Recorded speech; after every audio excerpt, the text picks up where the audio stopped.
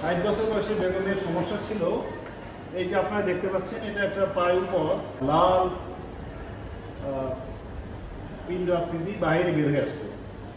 পায়ুপথের মুখ থেকে বাহিরে এই রোগের আসলে অনেকগুলো সার্জারি, অনেক ধরনের সার্জারি হয়। তো আমরা ওপেন এবং ল্যাপারোস্কোপিক দুই পদ্ধতিতে অপারেশনগুলো করে থাকি।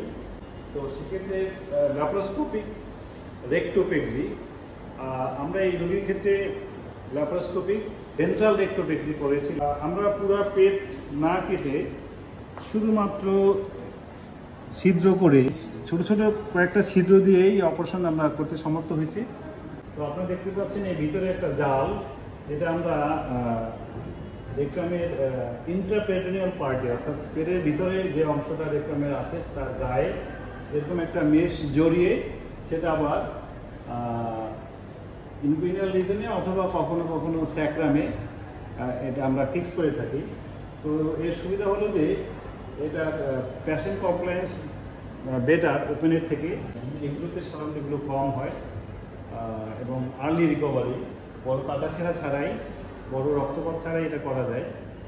তো এটা আমরা শেরবাংলাতেই সম্ভবত ফার্স্ট টাইম করা হলো।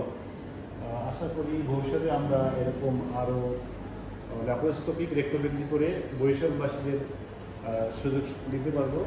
বেগমের সর্বাঙ্গীন কল্যাণ কামনা করে শেষ করছি। আল্লাহ হাফেজ, সবাইকে ধন্যবাদ।